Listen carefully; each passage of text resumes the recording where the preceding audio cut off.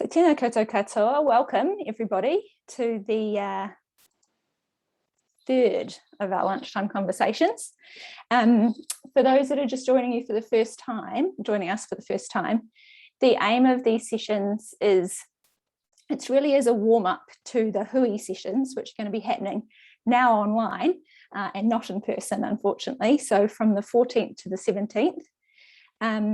And the theme of our Friday session, so Friday the 17th, is going to be, should we, and by we I mean the three networks, the Zero Waste Network, and Environment Hubs Aotearoa, and the Community Energy Network, how should we be prioritising action on climate change? And if the answer is yes, what should we be doing? But importantly for today's discussion, how should we work together? So the structure for this session, like some of you have been here for others, we're just going to have Billy today. Billy Matheson's going to give us some of his thoughts on collective action. And I don't think that Billy would probably call himself an expert on collective action, but he's somebody whose thinking that I generally find super valuable, and he always leaves me pondering things from a slightly different perspective than I did beforehand. So once we've heard from him, we'll have a bit of a discussion, which you're all welcome to take part in. So maybe we'll try and make it a bit more interactive and actually get people to ask their questions themselves. But in the first place, can you just use the chat for your questions and your comments? And Gareth, George and I will get to you guys once Billy's finished. So over to Billy. Kia ora, Billy, thank you so much for joining us. So you're going to give us just a really brief introduction on this thing called collective action, and then we'll ask you some questions. Over to you. Kia ora, daughter. Ngā mihi nui kia koutou. Great to see you all. Thanks for giving some of your time to this kaupapa. My name's Billy Matheson. I'm a Pākehā New Zealander. I live in Ōtautahi, Christchurch. I'm self-employed consultant. I'm spending most of my time these days working with one of the Ngāi Tahu subsidiaries, an organisation called Tokona Taraki, which I'm really enjoying. I've been in and around this social innovation space for a decade or so now, and along the way I try to collect tools and frameworks that I find useful that I can use with my clients. And really I'm here today just to share a framework that I keep coming back to because it helps me make sense of the challenge of working collectively across complex systems. So that's what I'm going to do. And as Dora says, we'll open it up after that for questions and comments, and hopefully some thinking together. Hopefully the framework raises some challenging ideas and possibilities that we can talk about as a group. So I'll do the share screen thing. And hopefully you can all see this nice orange triangle. Yep, great, okay. So this is a visual framework. For me, it's a tool to help us understand the challenges of working together. That might be a bit small to read. It just says it's a credit to a book called Here Comes Everybody, The Power of Organising Without Organisations, that a guy called Clay Shirky published in 2008. And there's a Wikipedia page about the book, which provides a quick summary of the ideas. The book is really about Clay Shirky's a professor at New York University, and he's really interested in the internet and all things online. And so the book is mainly about the way that the internet helps us organize online.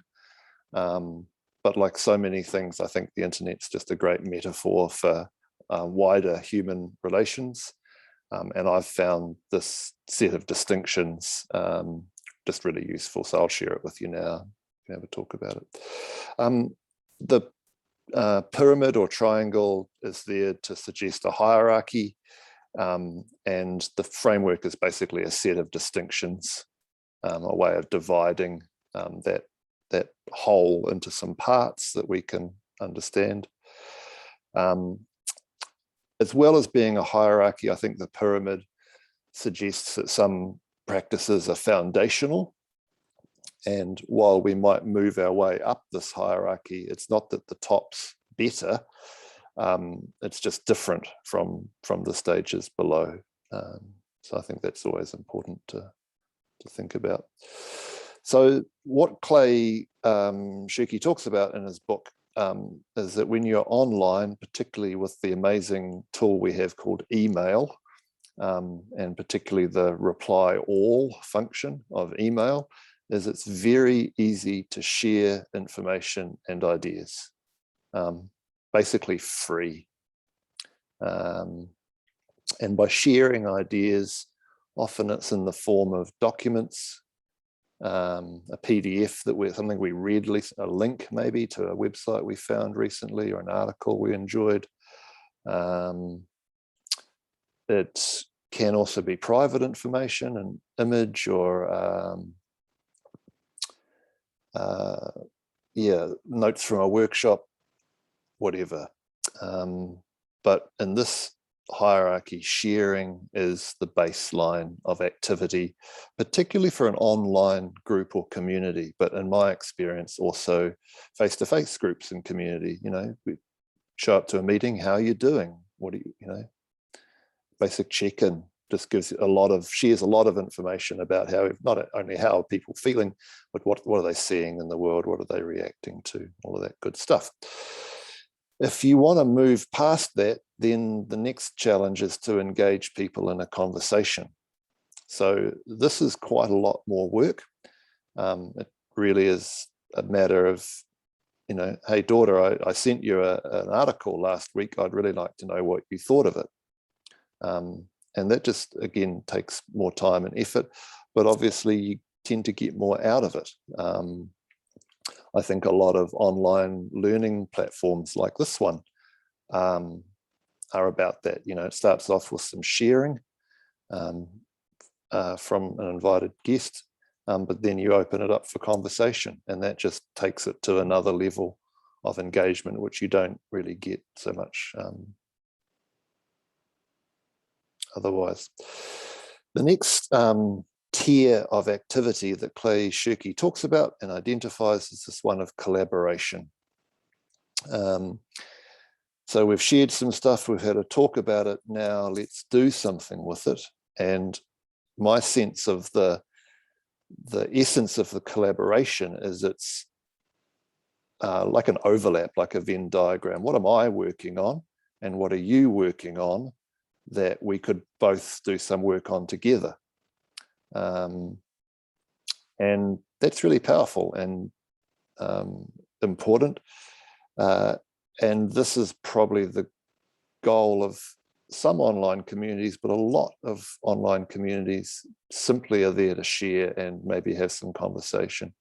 When you're getting to collaboration, that's where you're starting to use a lot of the amazing online tools that we have, particularly in lockdown, that we can work on together.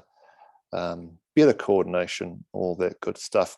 And at the top of the hierarchy or the pyramid is this idea of collective action. And that's obviously what we're focusing on today. For me, the model and the distinctions just help us identify what it is we're really looking to focus on, and particularly why it's hard. So what I'd like to do now is just go back to the bottom, the sharing piece, because sharing is awesome, but it's not collective action. What's good about sharing, and I'll read these out if they're a bit small to see on your share screen. It's cheap, it's easy, and you get some filtering. So if daughter sends me a PDF, then I'm not feeling like she's invested a lot of time or energy in that. But but I will probably look at it because I know it's something that she's, particularly if it's personally to me, or if it's out to a network of people, well, she's filtered that, I can trust that as being something that's going to be relevant or interesting to me. On the downside, it's also often unfiltered, it's going out to a group of people or within the document, unless she's specified page 6, I have to look at the whole document and try and figure out why she thought I'd be interested in it. The amount of sharing, I think, means it's often low value, and just the idea of spam, you join a mailing list and all of a sudden you're getting buried with information that you didn't ask for. So that's some of the downsides of the bulk of online activity. At the conversation level, it's still pretty manageable because I can opt out of most groups without too much issue. I can turn my camera off and go and do my emails.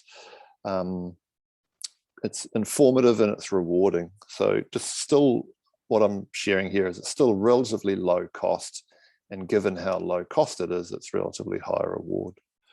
But it's still low commitment. Often those conversations aren't recorded. They tend to not go anywhere, and there aren't sort of really obvious direct outcomes. It's good compost. It's good way of energizing a group of people, but it doesn't really channel that activity into things necessarily, which is why we want to keep working our way up the pyramid and get to collaboration. And this is great because we can start to align some of our goals. We can avoid duplication, particularly if we're working in a similar space, and hopefully we get to amplify the results of our mahi in ways that we couldn't if it was just us or just our organisation working on that thing. And now we start hitting into some of the problems, which is just that takes time. Working with humans is messy, requires coordination. Someone's got to lead, and there's always kind of a cost to any acts of leadership, and it involves compromise. Unless our organizations are magically super aligned, in which case we're probably competing with each other, then that overlap, that Venn diagram, often involves a bit of give and take. And it's not quite what we do, but we're excited by the potential, so let's flex. Then we get to the collective action piece, which the positives are really compelling. Probably what we would do together would be new, because it's not simply a duplication or an alignment of current activities. So that's always exciting. And I think it holds the promise of large-scale change, which is why we would invest all the time and effort and pain in doing it. And with the goal of having some transformational impact. And that might be at that might be at the scale of your street, but it could also be national or international in scale, but still transformational impact in whatever way you're looking to have. And I've just done a bit of thinking here about the costs. I think the biggest cost for reason groups don't involve in collective action is the potential loss of identity. So for a lot of us, what we do is a big part of who we are. And if we were going to stop doing that and start doing something new with some other people, we'd have to reconstruct all that identity stuff again. From the perspective of separate organizations that are used to being autonomous and having some sovereignty, loss of control. So if you thought compromise was bad, then try creating something new with a group of people. It's risky because hell, it might not work. And with whatever you're doing at the moment in your own organization or in your own domain, at least you know that it broadly works. And it's expensive. Think about the funding that it takes to run any organization. Finding that funding is hard, and just time, money, emotional labor, all of those things, collective action takes a lot. So that's the framework. I guess we're moving from cheap and easy at the bottom to expensive and risky and hard at the top. But on the other side, potentially transformative and high impact at the top, and low risk, low impact, low reward at the bottom. Just trying to think of the best way to open this up. I might leave the screen sharing on just for now. And I don't know, how do you want to do this, Daughter? Do people just do a raised hand gesture if they got something they want to say or share? Yeah, that's a great idea. So except that I can't see everybody, so I'll just need to make sure that I can see people's raised hands. So yeah, absolutely, chuck a raised hand up if you've got a question, and I can start with some questions. Yeah, great. And we'll go for about 20 minutes maybe, and then I'll just offer some closing thoughts at the end. Awesome. So yeah, I'll start with a question. Super useful visual model, and I guess my question is around if what we're talking about at the Hui is around climate change and action on climate change, is collective action a good fit because of that transformational impact part in your model? Is it, it's such a wicked problem, is it the kind of thing that requires the collective action, or is it, like you said, a matter of building on all of those things till we get to collective action? It's a bit of a messy question. No, it's great. I mean, I feel personally torn, like on one level, I think it's a big, messy, complex system. So we need lots of actors all over the place working on their part of the solution.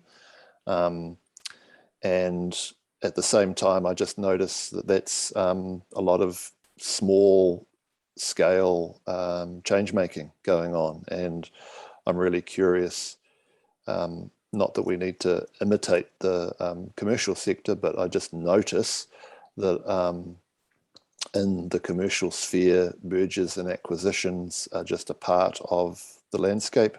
And with scale, you get power and resources, and you can connect with I guess mainstream people in a more mainstream kind of way, rather than lots and lots of niche activity. So I wouldn't say we want everyone to do that, but I definitely am curious what that would look like, alongside possibly a lot of the small scale activity we already have. Yeah, that's maybe. And that's potentially the opportunity with, so I guess the second question might be around, why does collective action make sense in terms of our networks and the collective of networks? And maybe that's the answer there. Yeah. Is it we've got these members doing stuff on the ground, but we've also got good structures in place that allow us to do some of that working up the ladder. Yeah, and I don't think you'd want to stop doing anything you're doing, because it's important work, But my sense of your three organisations, from what I've seen over the years, is you're doing a great job of sharing. You're learning about what each other do. That's going on. That's good. You get together in situations like this or at Hui, and you have conversations about that and take that learning a bit deeper. And I think from what I understand, you've started exploring ways to support collaboration across the networks. So I think that's great. I guess my challenge would be, how might you as a group invest in some collective action? And I think the simplest model I would offer is that you each contribute a full-time employee, and you put those 3 employees together with a little bit of resource, and you just set them to that task. So it's about creating new capacity and a new mandate to try and connect with a new layer of activity. And like I said, it's not that layer is better than any of the others, But if Clay Shirky's right, then it is different, and be interesting to see what that would produce. So George, do you want to just ask your question? Let's have some other voices in this call. Sure. So thanks, Billy. It's a cool looking model. I've got a few questions, but I'll just ask this one because there's other people with their hands up. So I'm just wondering, how much strategy should we apply for who we're sharing or conversing or collaborating with? Like, how important is that to make sure that you're getting the right people in those conversations before you get to collective action? Yeah, great question. I mean, I think it's up to you. I mean, I think what's great about the internet is you can share a bunch of stuff very cheaply.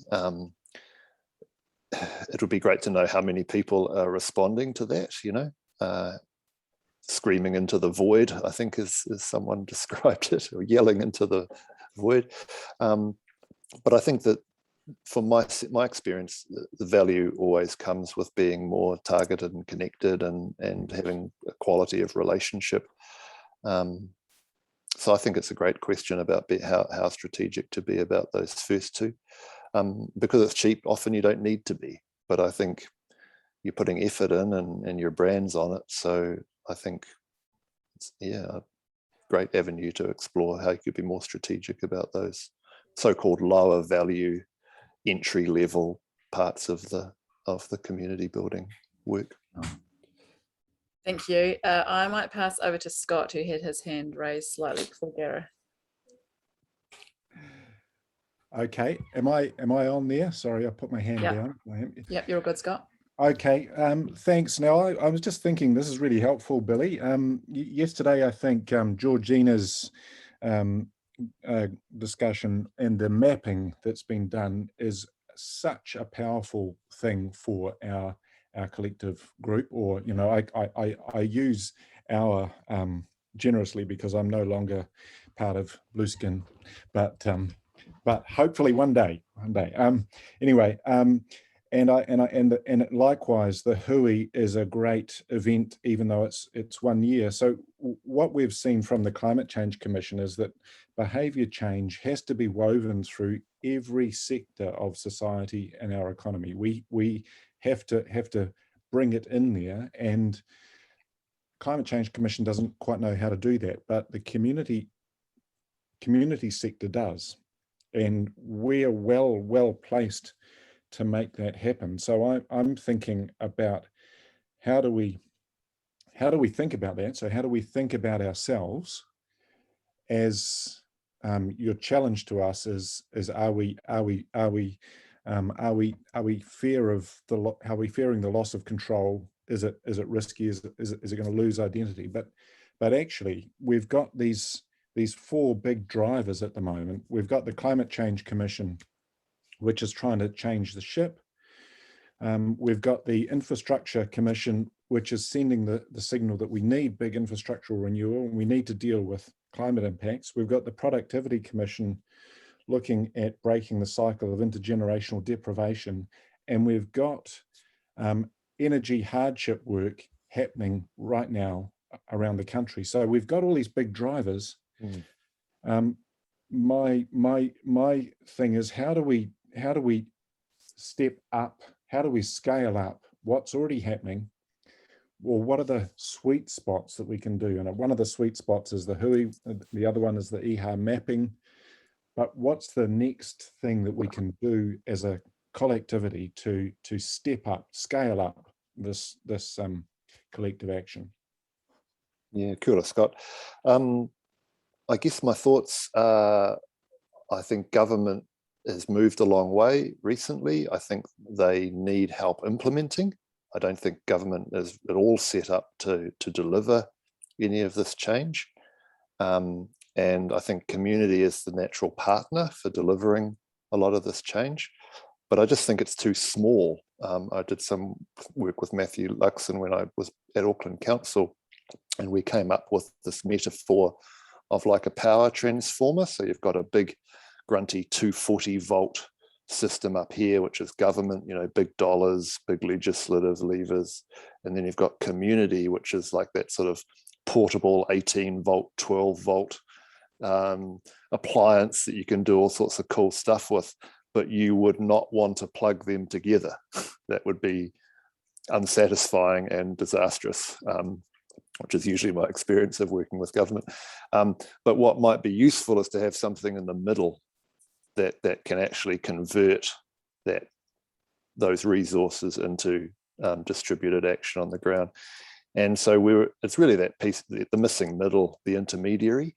But I'm just with you, Scott. I just think that the challenge for everyone who cares about climate is how do we create that sort of mid-level organization that can actually, government can understand and can contract with, and yet is not so big that community no longer trusts it. And I think one of the best examples we have that of is post-settlement treaty entities, the contemporary iwi structures. They actually have the resources and the employees and the governance systems and the connections to community to be making a difference. And it's a fascinating question for me, what that would look like on the treaty partners side, how we actually get some of that, achieve some of that scale. Kia ora. Awesome. Gareth, do you want to ask your question? It's certainly on a theme about where some of the struggles might be. Billy, we talked about a number of projects yesterday, both real and potential, and they're all pretty firmly in that collaboration stage. And I'm looking at the collective action stage there, and I'm seeing, there is some tension around that, and it's almost like over the last couple of years especially, we've wanted to dip our toe into that and just haven't quite got there. And it's it almost feels like we're doing a cliff dive or something like that. Yeah, it's got that element of fear that you mentioned before. And climate change is certainly giving us a little bit of a pat on the back or a push or maybe a kick to hurry up and do that. I'm just curious a little bit about, are there any sort of system conditions here or something that you're aware of that maybe we could apply either at the governance level, with our boards, or at the management level with the 3 EOs there that we could explore, so that we can sort of make that start into collective action stick and get some momentum for it? Yeah, I'm just remembering that Green Party slogan about GM, keep it in the lab. And I really like that lab metaphor. I think whether you're one big organisation or a collective of smaller organisations, having a space that is defined and contained, and that from your governance seats, you can be happy that the risk is managed. So just diving in and trying to merge your organizations would be incredibly risky. Is it what people want? Would it work? All of that stuff. But creating a small defined space with some resource, give it some oxygen, give it some mandate, give it some room to move and see what happens. Because I just think so much of why we're struggling to make progress is we don't know how to do this. So we need spaces where we can figure out how to do this and how to move forward. And those spaces are inherently risky. So yeah, putting some time boundaries around it, putting some staff boundaries around it, but also mandating it and say, just go for it, get on with it, come back in 6 months and tell us how you're going. I think is the only way to really move at the pace we need to move it. When we spoke last week, Billy, you talked a little bit about that lab model. I wonder whether it would be useful to just what is the other option, or what is it that we're doing now that's not the lab option? Just dig into that example a bit more, and then we'll come to Gray's question. Great. So please don't be put off by the jargon. Hubs and labs are very on vogue at the moment. I think they're a nice proxy or stand-in for something. We need something, so let's have a hub or let's have a lab. the book I'd refer us to is Zaid Hassan's Social Labs Revolution. And he uses the via negativa thing to say what a lab is and or is not. So his corridor as a lab is not a factory. So in a factory, you know what you're about and you just need to do a lot of it.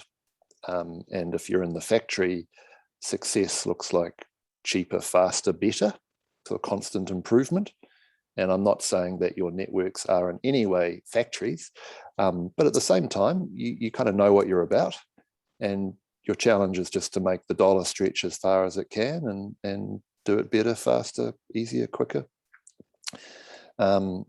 The lab is not that. The lab is, we have no idea what we're how this is going to work. We've got an idea about a potential or a possibility. It might be a hunch or an intuition, a hypothesis that you're wanting to test and explore. But it's rigorous. There's a methodology there and scientific method. You conduct some experiments and you learn and you sit back and think and you talk to some experts. So that's maybe just a snapshot of the lab concept. Cool. Gray, would you like to unmute yourself and ask a question? Okay. Now, you're in a space which is very largely been ignored by the climate action policies that I've read anyway. And I think that it's really important.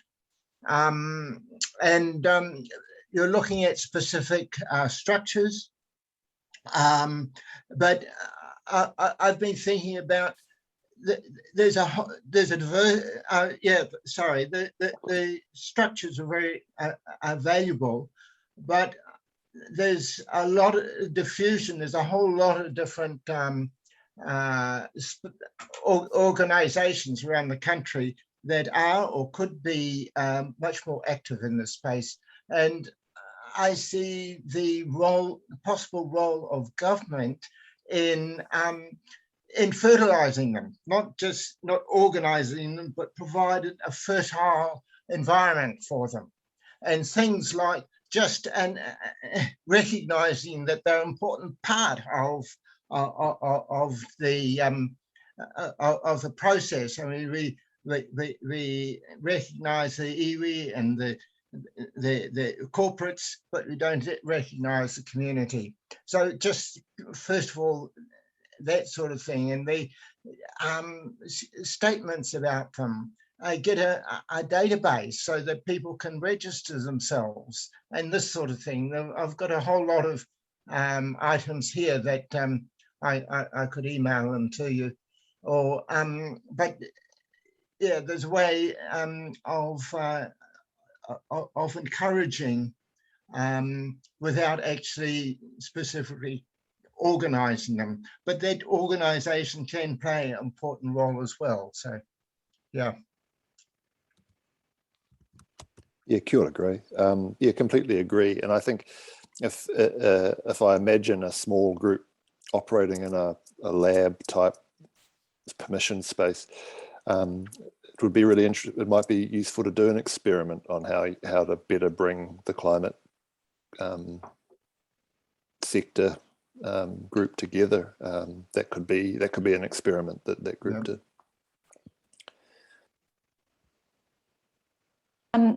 Yeah, just maybe to add, it's interesting because this morning I was reading one of our newsletters, and there was an article about that Valid sends out, and it was an event happening for educators. It was called Maturanga Maui, and it was about educators getting together to talk about climate change. So I sent an email to George and Gareth saying, oh, maybe we should do a plug for that session. It's happening next week. It seems like it's aligned.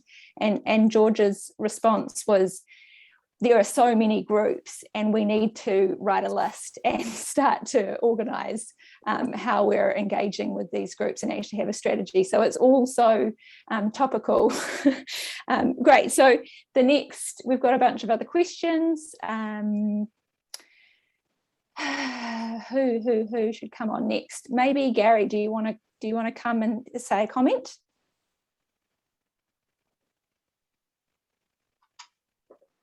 Sorry. No, Gary. All right, okay. Thanks, Gray. No, quite Billy, thanks again, Billy. But my question around this is, I've been around this space for 20 odd years now. I think we've talked around, like it's a really good diagram for us to explain where collective action fits, and it's a hard process to get to.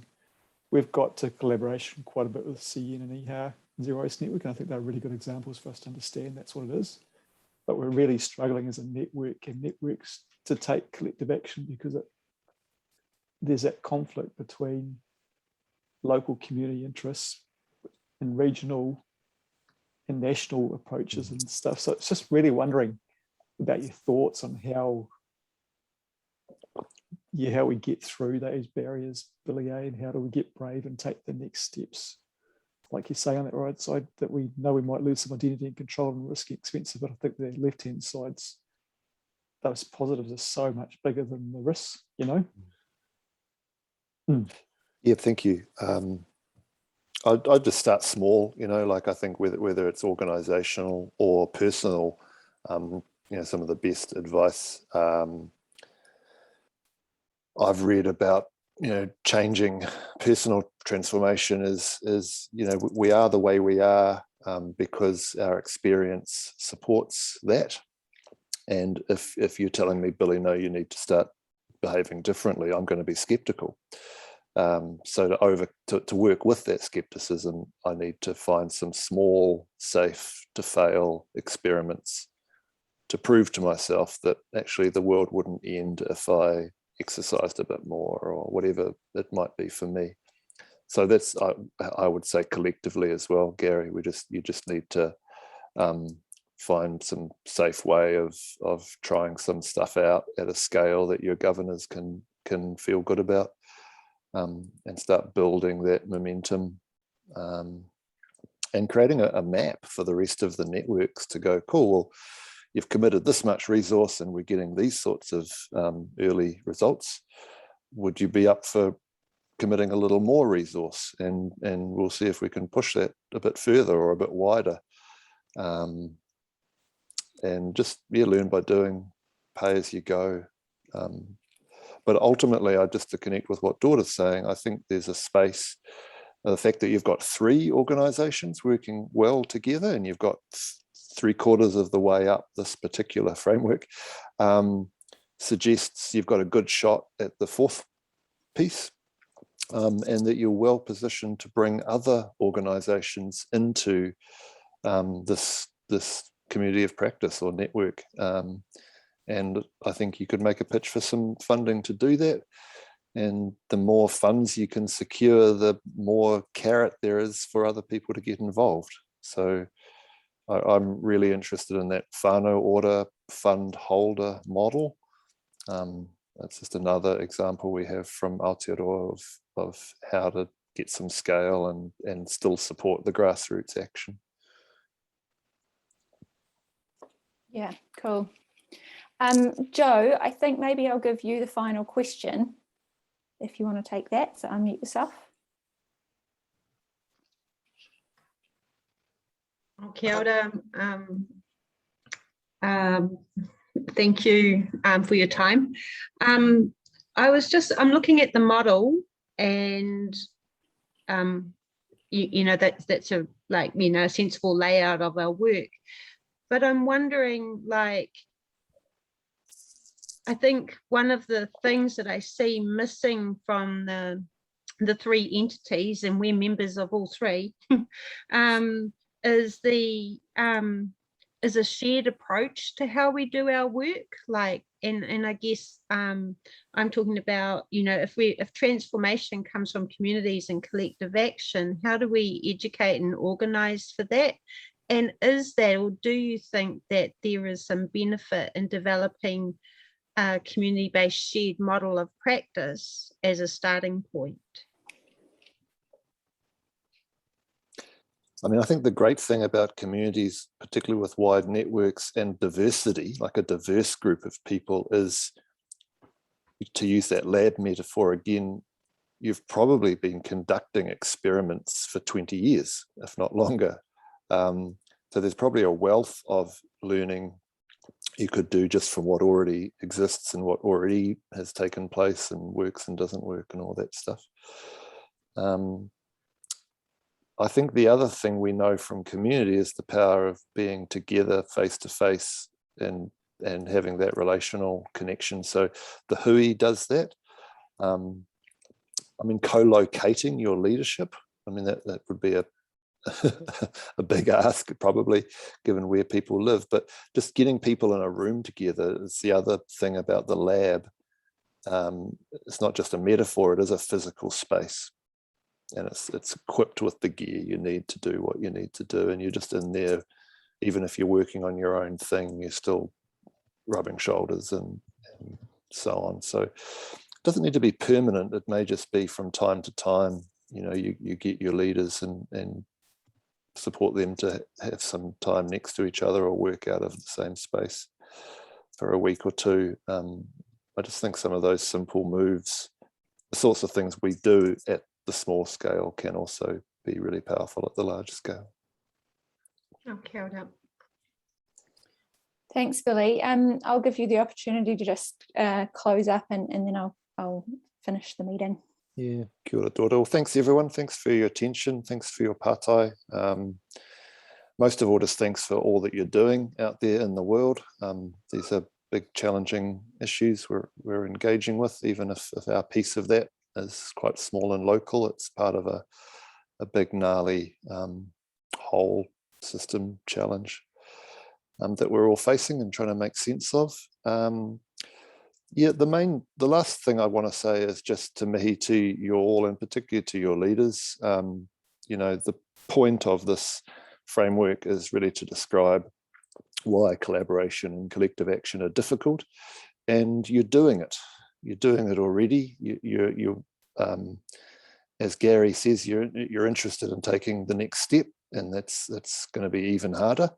But I just really encourage you to keep moving. And I'm not sure how you feel about inviting other groups, other networks to join your collective of 3.